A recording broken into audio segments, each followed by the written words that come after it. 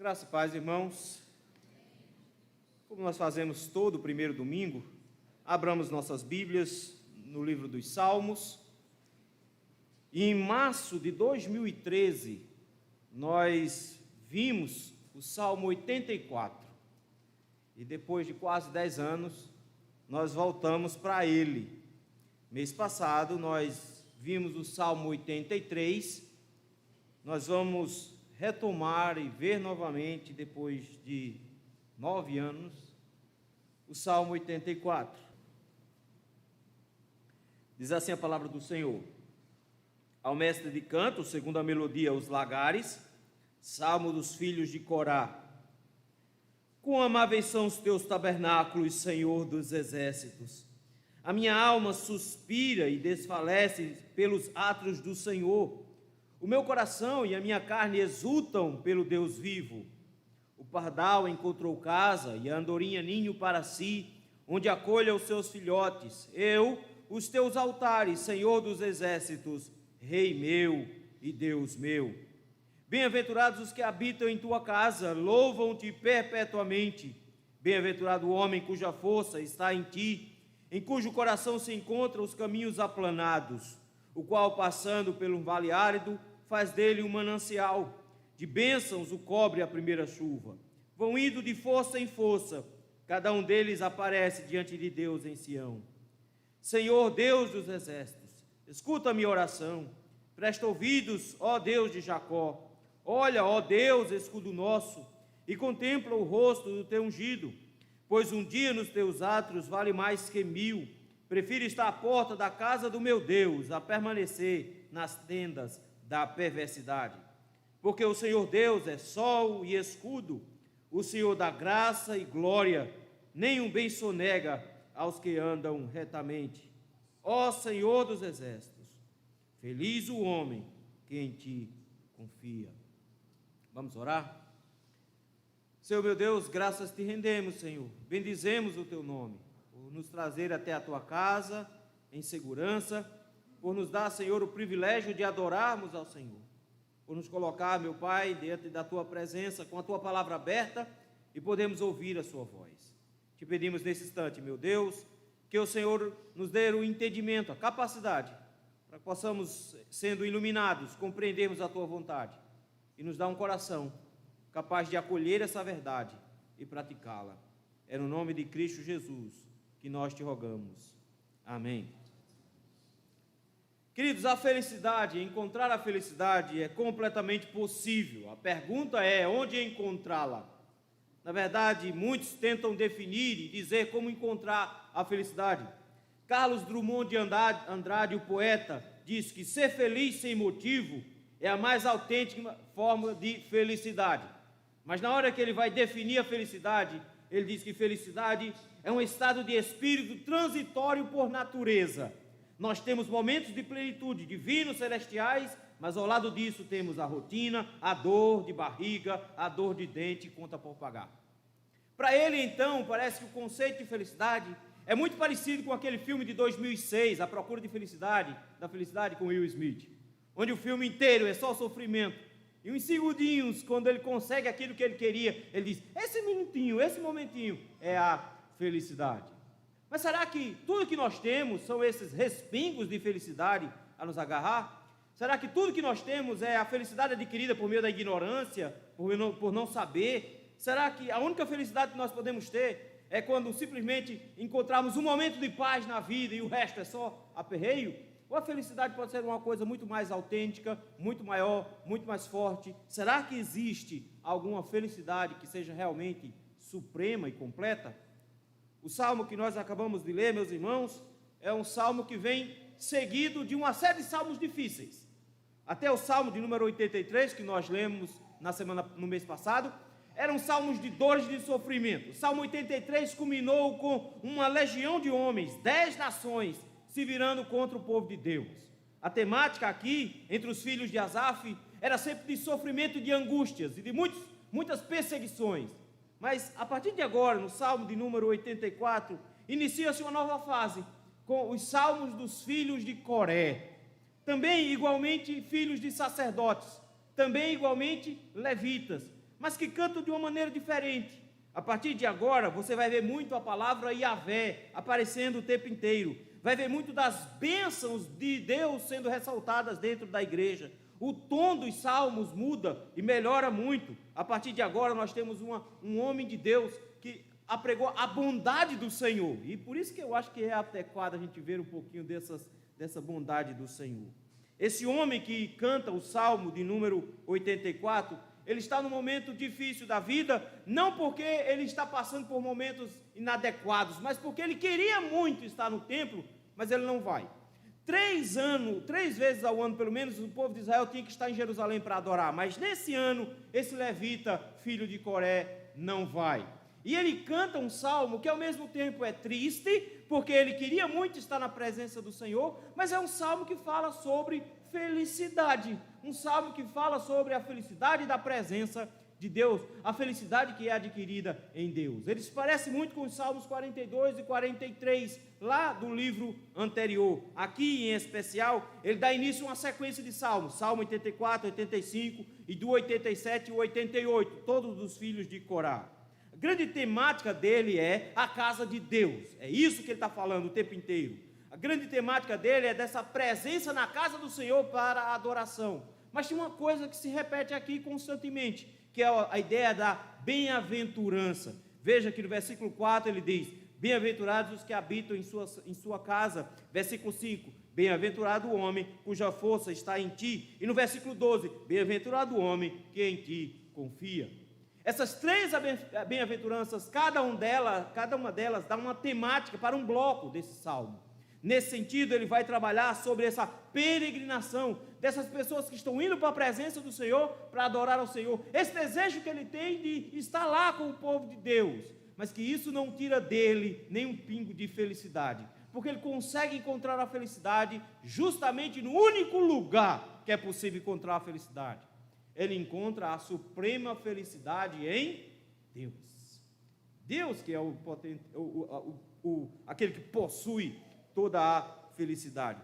E em especial aqui, meus irmãos, nesse texto, ele vai nos falar sobre essa felicidade suprema em Deus e como encontrar essa suprema felicidade em Deus. Acompanhe comigo versículos de 1 a 4. Ele diz que nós podemos encontrar essa felicidade suprema em Deus pela habitação com Deus, pela habitação com Ele.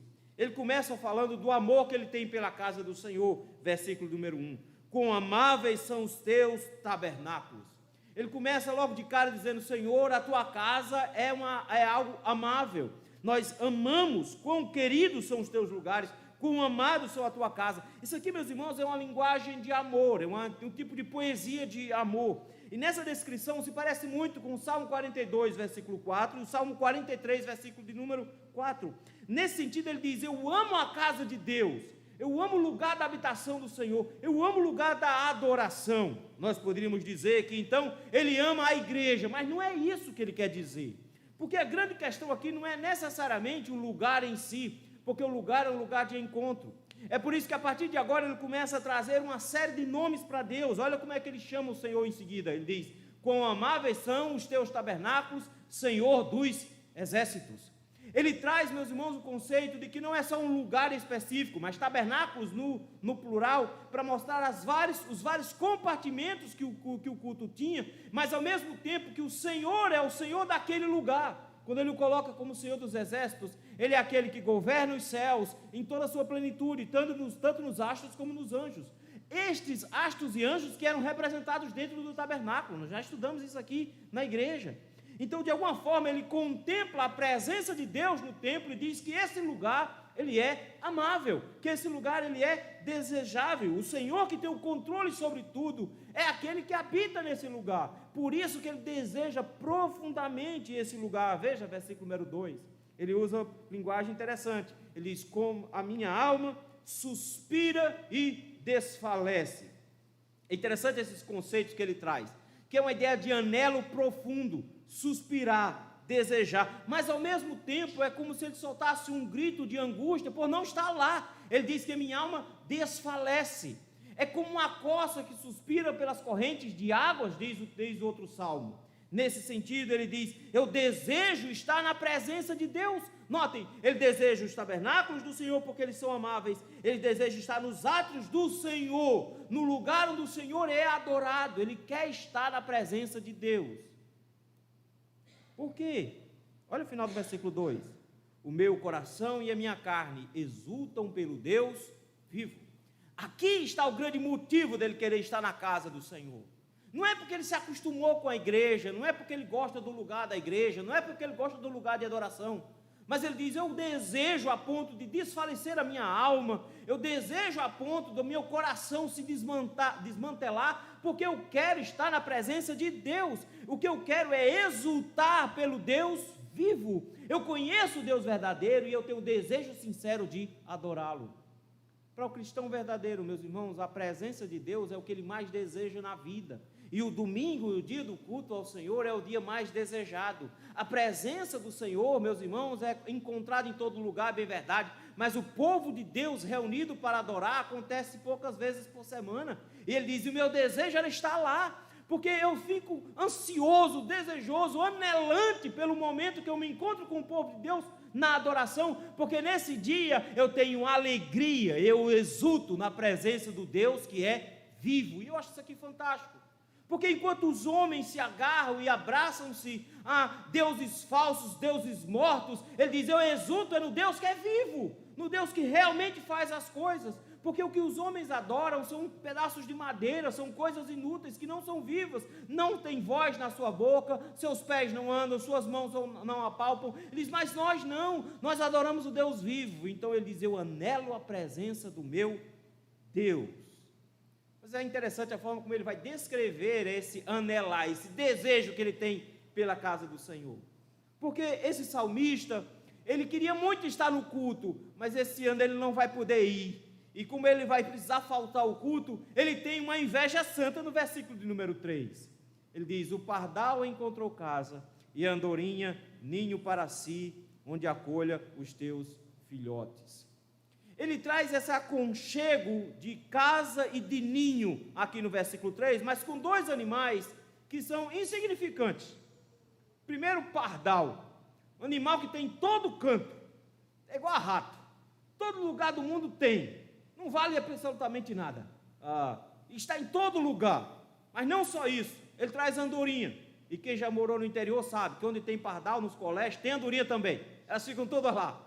E ele de repente não almeja asa, porque uma vez ele já disse isso: eu queria ter asas como de pomba, porque ele poderia voar. Ele não está almejando a liberdade dos pardais e das andorinhas, ele não está almejando voar para longe como eles, ter essa liberdade. Ele está almejando um lugar para morar. E o texto nos diz que ele queria, como andorinhas e pardais, encontrando casa. Alguns comentaristas entendem que o que ele está dizendo é que esses andorinhas e esses pardais encontraram casa justamente no tabernáculo do Senhor. Esses passarinhos, todos dois, diferente dos outros, não ficam na mata não. Você não vai encontrar um pardal no meio do mato não. Você só vai encontrar pardal e andorinha perto de cidade. Eles gostam de ficar perto da gente, eles gostam de fazer os ninhos nas casas da gente. E ele diz, é como se eles estivessem fazendo o ninho no tabernáculo, e o salmista não vai poder estar lá. Então tem passarinho que não só está passando por lá, ele não está só sobrevoando o tabernáculo, mas ele está entrando e está fazendo casa lá. Ele não está falando que o templo estava abandonado não, que os passarinhos estavam fazendo casa. Ele está dizendo, olha só, o lugar da habitação de Deus é um lugar acolhedor para os passarinhos. E eles encontram um lugar para fazer ninho, onde acolha os seus filhotes. Ele diz, o que é que eu queria? Os teus altares, Senhor. Quantos altares existem no tabernáculo? Existem basicamente 2 altares. O primeiro, o altar do holocausto, ficava do lado de fora, uma grande peça de bronze, onde era queimado o holocausto. Segundo, um que ficava dentro, no santuário, o altar do incenso, onde era queimado o incenso na presença do Senhor. Ele diz, esses altares, eu queria estar no meio deles, eu queria estar entre eles, eu queria morar nesse lugar, era esse o lugar, e ele chama o Senhor de Rei meu e Deus meu.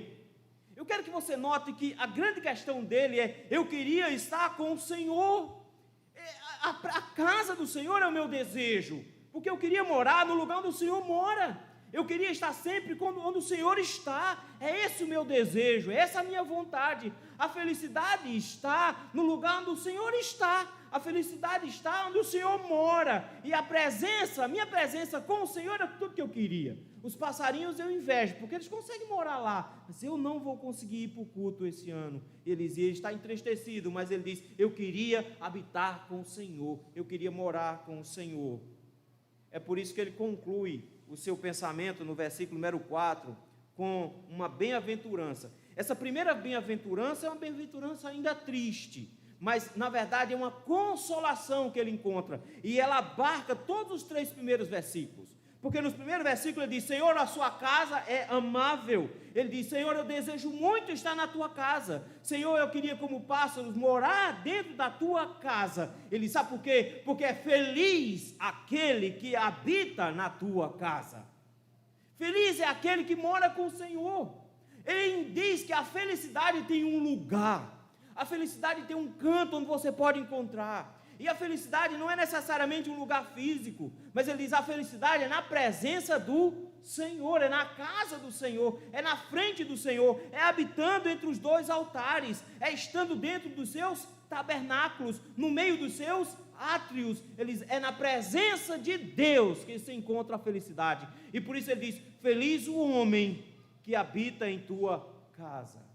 Mas por que esse homem é tão feliz assim, morando na tua casa? Ele diz: porque eles têm um privilégio de adoração perpétua.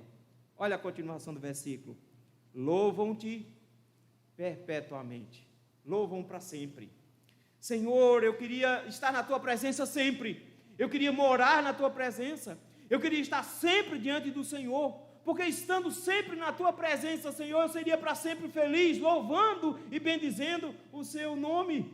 Note, meus irmãos, que a felicidade para o salmista é justamente a presença do Senhor, e que ele quer estar no culto, ele quer estar no templo, porque ali é o lugar da presença de Deus, e diante dos altares, dos átrios, dos tabernáculos, ele quer adorar ao Senhor perfeitamente, e eternamente, perpetuamente. É isso que ele deseja.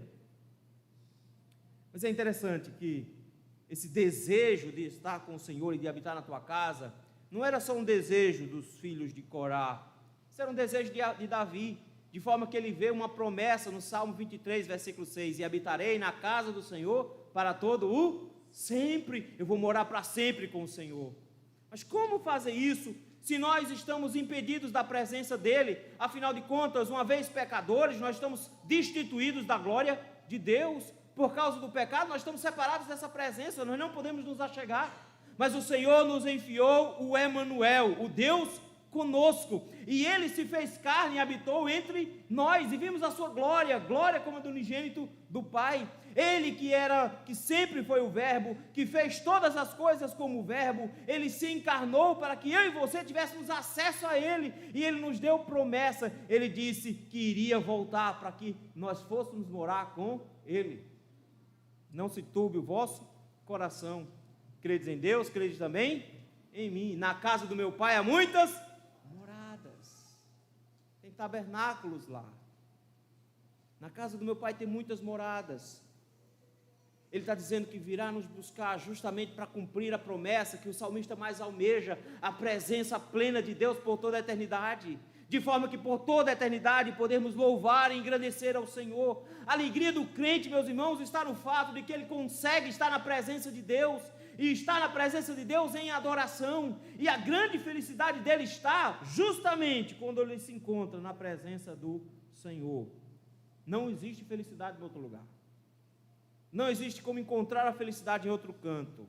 O único lugar onde nós podemos encontrar a felicidade é habitando na presença do Senhor.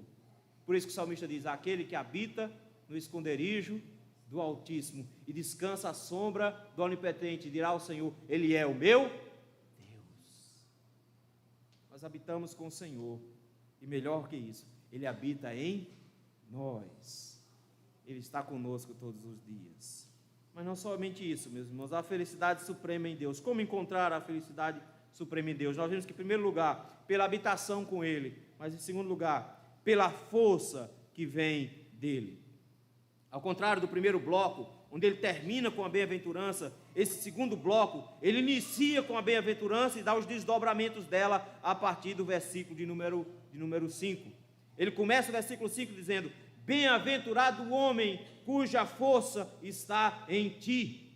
A força, meus irmãos, aqui é aquilo que é necessário para a caminhada da peregrinação até a cidade santa. Era isso que eles precisavam. E não interessava se era jovem ou se era velho, todos estavam caminhando, todos iam a pé. Então, de alguma forma, nós nos juntamos ao salmista quando nós entendemos que nós também estamos em caminhada para Jerusalém Santa. Nós estamos também nessa peregrinação, que o nosso desejo é a presença do Senhor, porque nós sabemos que a felicidade está lá, que lá nós encontraremos os motivos e a força para adorarmos e louvarmos por toda a eternidade. Mas agora ele diz que a força não está em nós. Bem-aventurado o homem cuja força está em ti, cuja força está no Senhor. A força dos crentes, meus irmãos, não vem do seu ímpeto, não vem da sua força, do seu próprio braço. Os homens não podem confiar no seu próprio braço. Pelo contrário, eles confiam completamente no Senhor. E por isso a força deles vem de Deus. Olha o que ele diz: bem-aventurado o homem cuja força está em ti, em cujo coração se encontram os caminhos aplanados. Aí encontrar os caminhos aplanados é o problema, porque aqui pode haver outras traduções,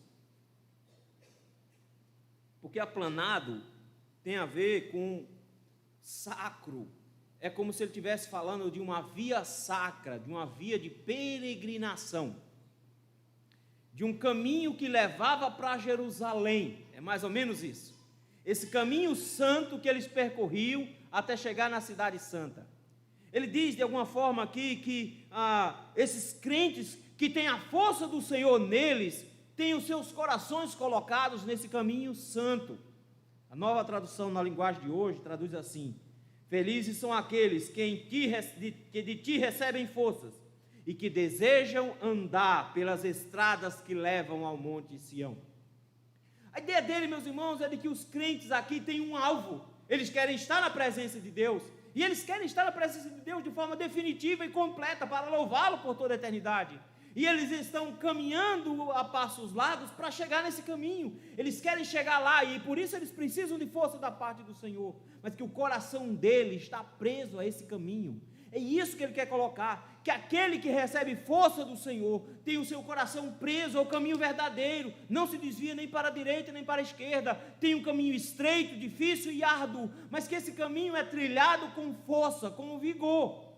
O próprio Jesus, no capítulo 7 de Mateus, nos diz que nós deveríamos optar pela porta estreita, pelo caminho estreito e apertado, porque o caminho largo e a porta larga conduz para a perdição, mas o da vida eterna é estreito, e ele diz: esse caminho precisa ser trilhado, você passa pela porta e trilha esse caminho. É por isso que ele diz: e nós vamos trilhando esse caminho, porque a força para trilhar o caminho não vem de mim, não vem do pastor, não vem dos irmãos da igreja.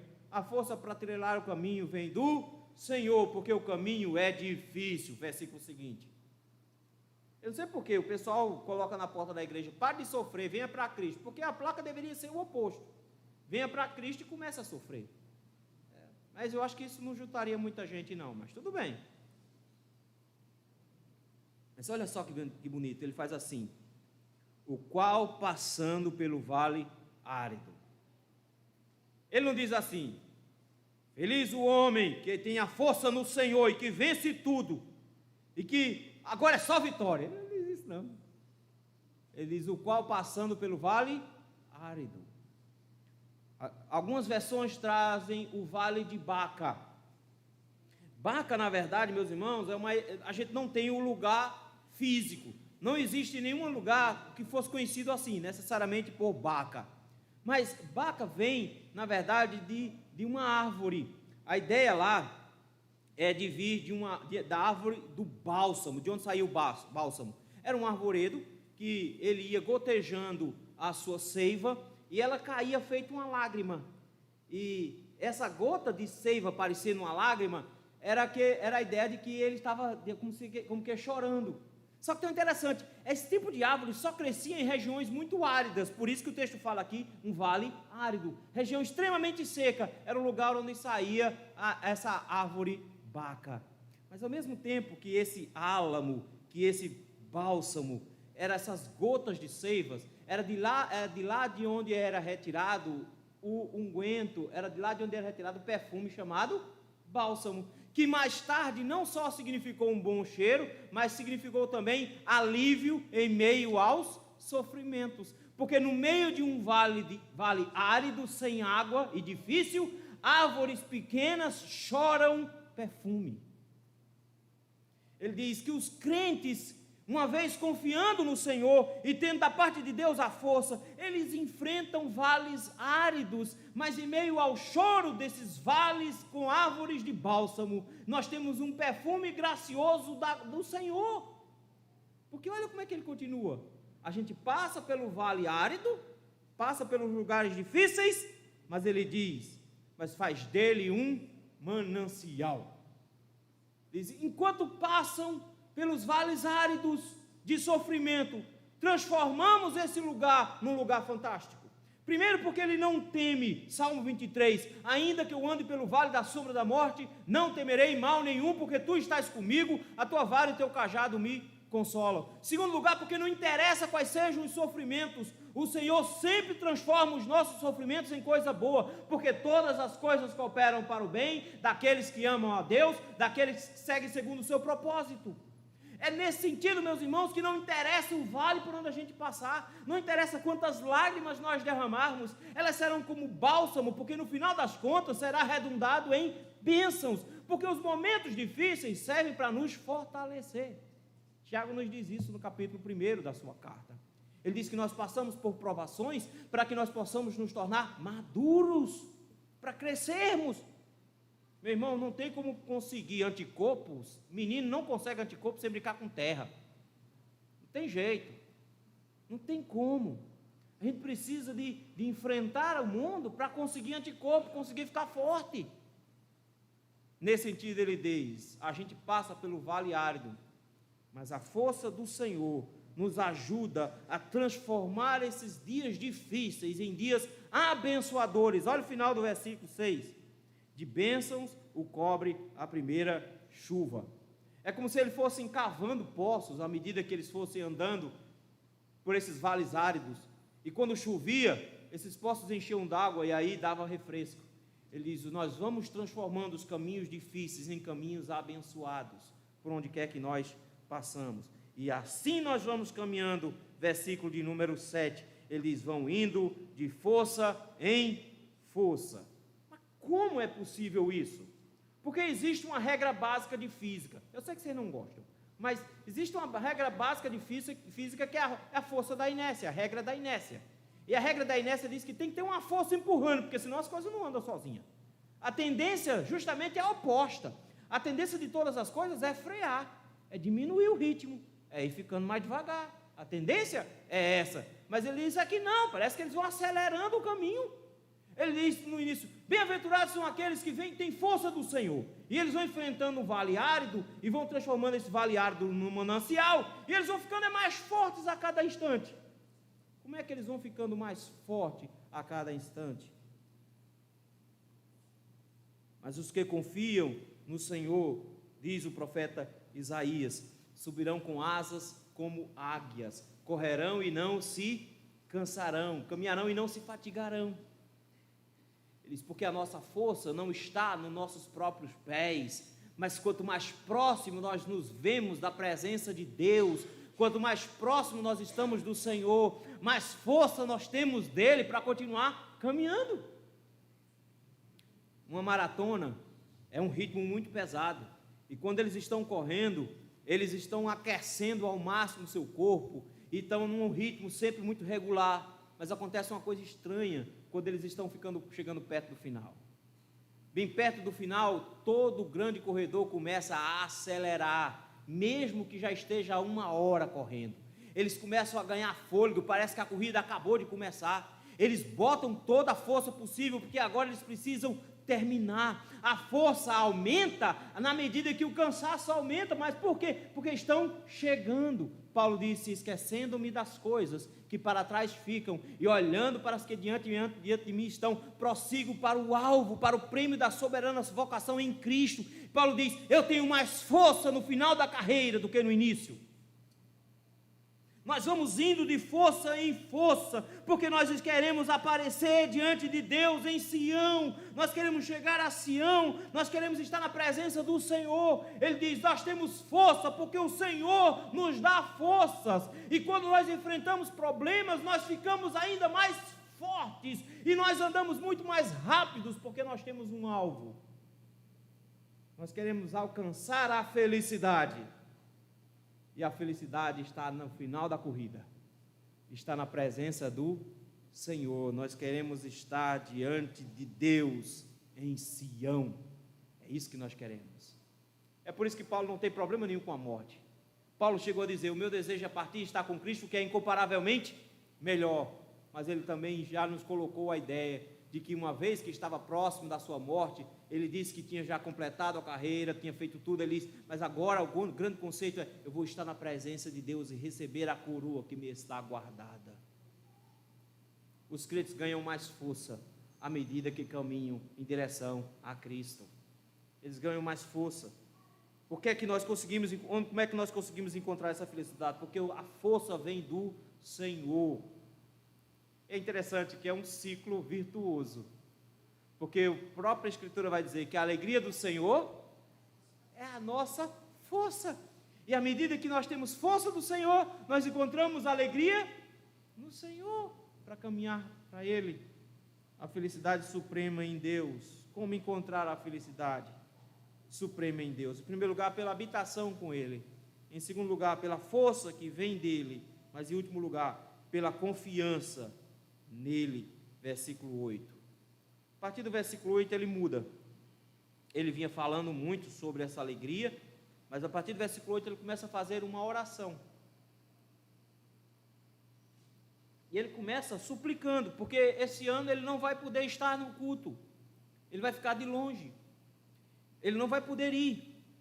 Mas ao invés de tristeza, ele encontra perfeita felicidade em saber que o Senhor é quem nos dá força para enfrentar os momentos difíceis, porque a presença do Senhor é que nos dará toda essa felicidade.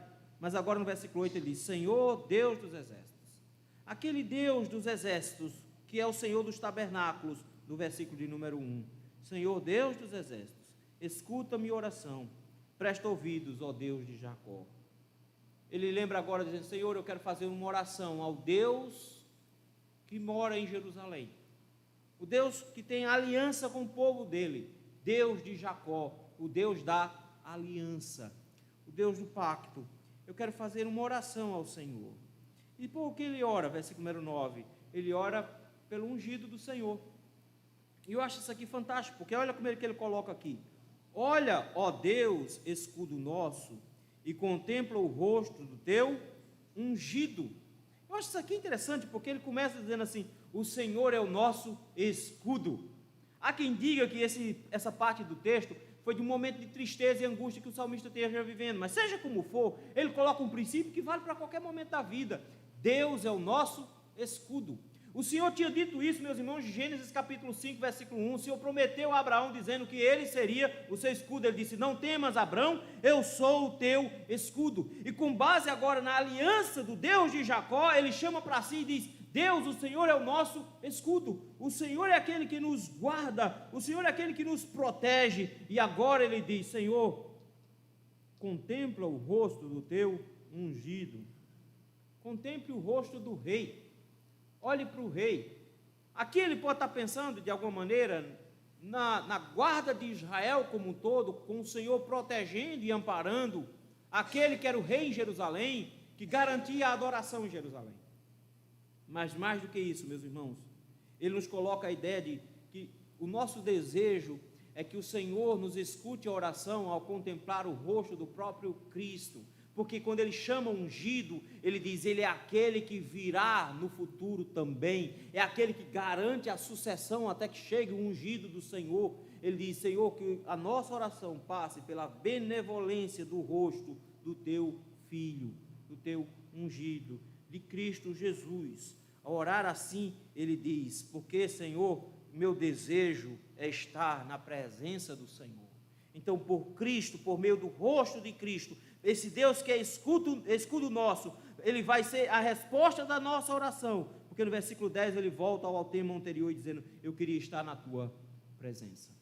Ele já disse que o altar do Senhor é um lugar desejável, ele já disse que ele queria estar na presença de Deus, mas agora ele expande isso dizendo: o melhor lugar do mundo para se estar é na presença de Deus, pois um dia nos teus átrios vale mais que 1000. Eu acho isso aqui interessante, sabe por quê? Porque ele não ia ter esse dia esse ano, ele não ia, mas ele: Senhor, eu não tenho problema nenhum, eu trocaria 1000 dias por esse dia. Ele trocaria 1000 dias pelo dia do Senhor, ele trocaria 1000 dias pela presença do Senhor em um único dia de adoração ao Senhor, porque para ele estar na presença do Senhor em adoração era o que havia de mais importante. Por isso no versículo 10 ele diz: prefiro estar à porta da casa do meu Deus a permanecer nas tendas da perversidade. Os filhos de Corá, meus irmãos, não têm uma boa história para contar. Na verdade, em Números capítulo 16, Corá, que era um sacerdote, se juntou com mais de 200 homens, se levantou contra Moisés numa revolta, porque eles entenderam que Moisés estava usurpando o controle da nação. Eles entenderam que Moisés estava querendo governar tudo sozinho e não queria dividir o governo, e que eles também tinham o direito de governar. E eles então se insurgiram contra a autoridade de Moisés, e naquele dia Deus matou todos os rebeldes, inclusive Corá. Ele matou todos. Esses são herdeiros de um rebelde. Esses aqui que estão cantando são herdeiros de um homem que foi morto pelo Senhor lá no deserto, porque tentou se rebelar contra Moisés. E é interessante porque esse termo aqui, tendas da perversidade, que aparece aqui no versículo de número 10, parece muito com uma expressão que está em Números 16, versículo 26, onde ele diz lá: tendas de homens perversos. E essa tenda de homens perversos lá era a tenda dos pais deles. Ele diz: Senhor, eu não quero estar na tenda dos meus pais, eu não quero estar na tenda daqueles que se rebelam contra o Senhor. Eu prefiro um lugar humilde, porque os pais deles eram encarregados, a família de Corá era encarregada pela segurança do templo. Eles eram guarda de porta, meu irmão. Era uma das partes mais humilhantes que haviam entre os serviços dos levitas. Eram aqueles que serviam para absolutamente nada, eles ficavam só na porta, eles eram porteiros. E como porteiros não tinham tanta significância, é por isso que eles queriam poder, é por isso que eles vão contra Moisés, querendo assumir o poder. Um filho de Corá, que uma vez quis assumir o poder, o filho de Corá diz agora: Senhor, eu não quero poder não, eu não quero, a mesma coisa que meu pai queria. Meu pai queria assumir posições de destaques na tua casa, no governo de Israel. Senhor, eu abro mão da tenda da perversidade do meu pai, porque a única coisa que eu quero é ficar na porta, porque a porta para mim já é suficiente. Eu não preciso de tanta coisa, a porta já é suficiente. É melhor estar lá por um dia do que 1000 anos fora de lá. Eu só queria estar na porta. E olha isso aqui fantástico, porque ele nos lembra, meus irmãos, de que o Senhor é misericordioso, mas também nos lembra que os nossos desejos são todos para Deus, são todos depositados nele, que a felicidade só virá quando os desejos de Deus forem concretizados em nós, e não com base com o que nós queremos. Enquanto os pais dele achavam que a felicidade viria com controle, ele diz: a única felicidade que eu quero é presença, eu só quero estar na presença do Senhor, porque ele conhece e confia no Senhor. Veja, versículo números 11 e 12, porque o Senhor Deus é sol e escudo. Ele é sol porque ele é aquele que nos dá a iluminação para vermos, Ele é aquele que nos dá as condições para a vida, mas Ele também é escudo, Ele é aquele que nos protege. Não só isso, Ele diz, o Senhor dá graça e glória, o Senhor nos dá a graça quando nos alcança e nos recebe quando nós não merecíamos, Ele nos dá a glória quando Ele nos reconhece e nos dá a bênção de podermos estar com Ele. E Ele termina dizendo, o Senhor não sonega bem nenhum aos que andam direito, aos que andam de forma correta. Ele diz, o Senhor me atende à oração. E o que é que Ele quer aqui? Ele quer estar na presença de Deus, mesmo que seja no lugar humilde. Ele não quer destaques, Ele quer só estar na presença de Deus. Mas por que Ele quer tanto assim? Versículo 12. Ó Senhor dos exércitos. De novo, o mesmo termo, Senhor dos exércitos. Feliz o homem que em Ti confia. Ele diz, Senhor, é feliz aquele que confia no Senhor, porque o Senhor não sonega nenhum bem a ele, porque o Senhor fica dando graça e glória a ele, porque o Senhor é sol e escudo dele, porque o Senhor nos dá prazer na tua presença, porque o Senhor contempla o rosto do seu ungido e nos dá essa graça. Ele diz, por causa de Cristo, então eu tenho todas as bênçãos que eu preciso, eu não preciso de nada mais, eu tenho satisfação completa no Senhor, e por isso eu confio plenamente no Senhor. A confiança, meus irmãos, que ele possui em Deus, na vontade de Deus, nas bênçãos de Deus, faz com que ele consiga ser feliz, esperar no Senhor, confiar no Senhor, crer no Senhor. É esse o conceito que ele traz. Ele diz, eu achei a bênção da felicidade, e a bênção está justamente em crer em Deus. Ele vai me proteger, Ele vai me amparar, Ele vai me fortalecer, Ele vai me animar, Ele vai me fazer crescer, Ele vai me levar para as suas portas. Ele diz, eu sou bem-aventurado, porque o Senhor agora vai estar comigo sempre, e eu posso confiar plenamente nele. Isso aqui é crer em Deus, é crer no Senhor, e quem crer no Senhor será salvo. Ele diz, eu tenho certeza de que se eu confiar no Senhor, o Senhor que é sol e escudo, o Senhor dá graça e glória, o Senhor não vai me negar nenhum bem. E qual é o bem que Ele deseja? O bem que Ele deseja é que o Senhor contemple o rosto do seu ungido e que Ele possa habitar na casa do Senhor.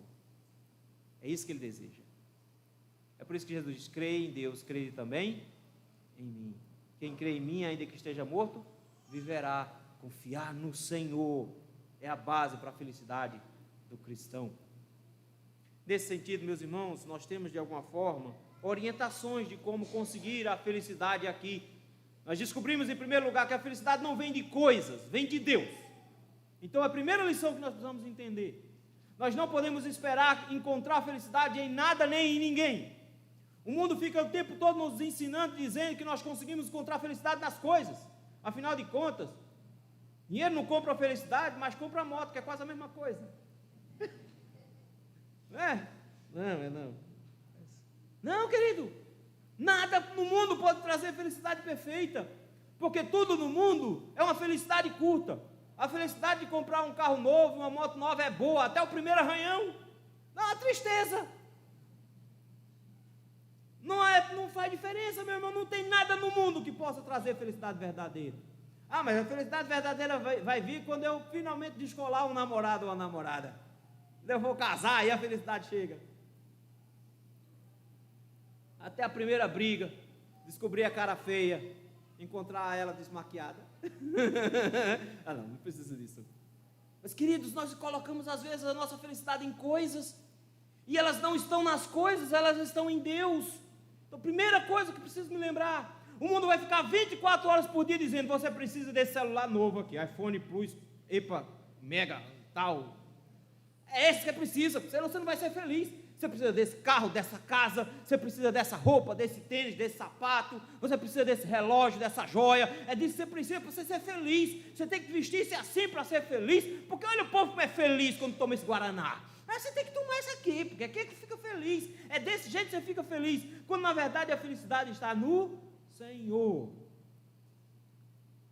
Isso nos leva à primeira lição. A felicidade está em Deus.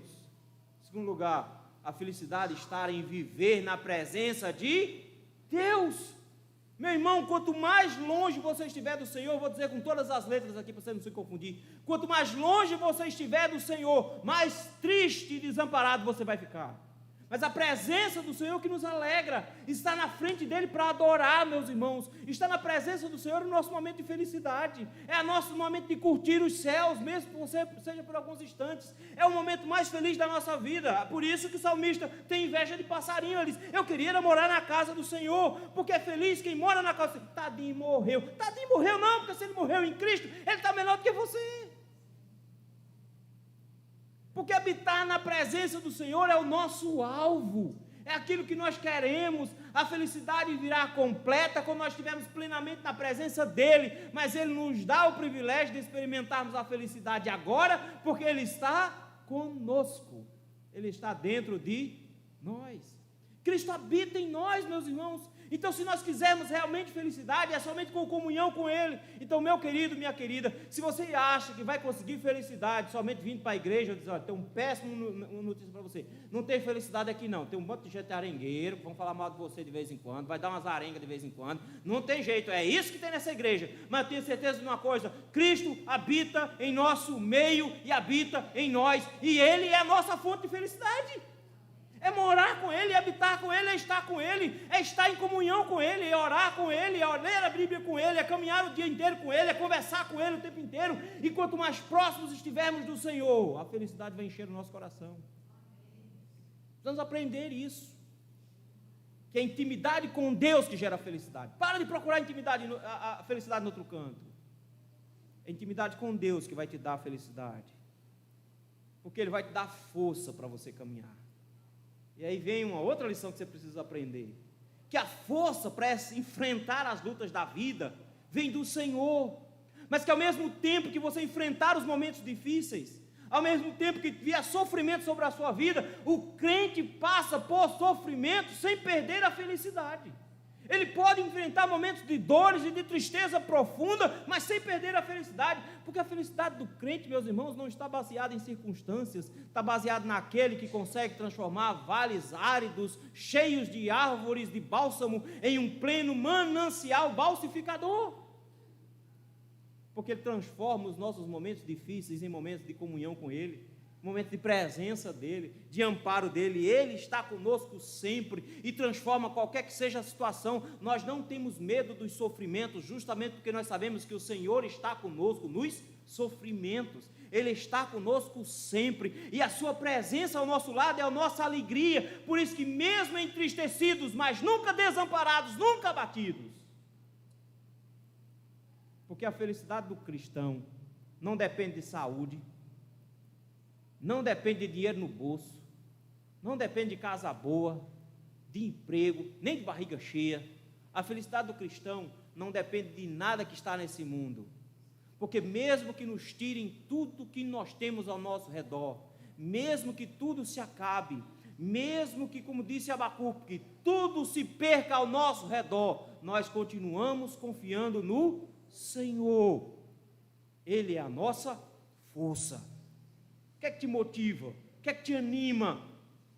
A guerra está ficando melhor. Então, o que é isso, cara? Não tem isso, motivação. É o Senhor conosco que nos motiva. Que motiva que está dando certo, pastor, arranjou um emprego. Não, querido, você não entendeu. Se perdeu o emprego, você ainda tem forças. Você vai indo de força em força, porque o Senhor é a nossa força. O Senhor é a nossa força.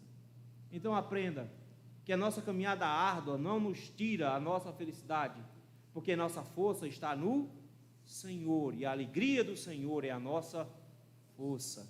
Quem está cheio do Espírito Santo, em primeiro lugar, tem alegria. Alegria. E em último lugar, meu irmão, última lição, você precisa confiar no Senhor para isso.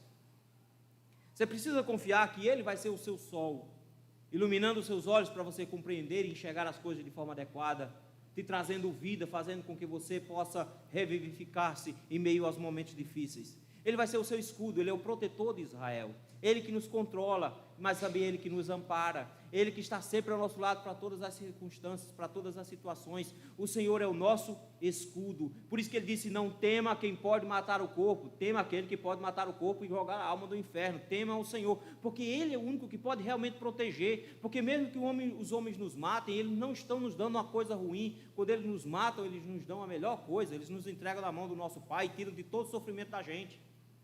Não tem para que ter medo. Confie plenamente no Senhor, porque quando nós cremos em Cristo, meus irmãos, quando nós cremos no Senhor, a felicidade passa a ser Ele e não o que está ao nosso redor. E nós passamos a olhar para os problemas e para as dores da vida com a cara que eles realmente possuem. Vai passar. Ah, pastor, mas foi tanto sofrimento nessa minha vida. 80 anos, pastor, nunca tive uma felicidade. Foi? Quando você tiver 100 anos no céu. O que foi 80 anos de sofrimento? E quando se passarem 1000 anos no céu, você vai olhar: Senhor, mas eu sofri tanto por 80 anos. E quando você completar 10.000 anos no céu, e aí você vai dizer: Senhor, mas 80 anos foi tanto sofrimento, Senhor. E quando você completar 1 milhão de anos com Deus, você vai dizer: Senhor, mas eu passei 80 anos sofrendo ainda, Senhor.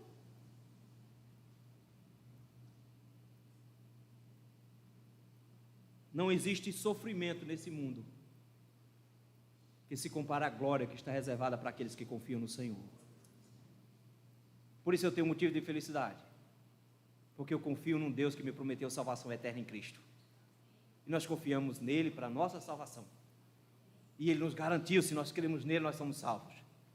Então não tenho problema nenhum em passar aperto aqui, porque só são 80 anos, só são 80 anos, isso não é nada.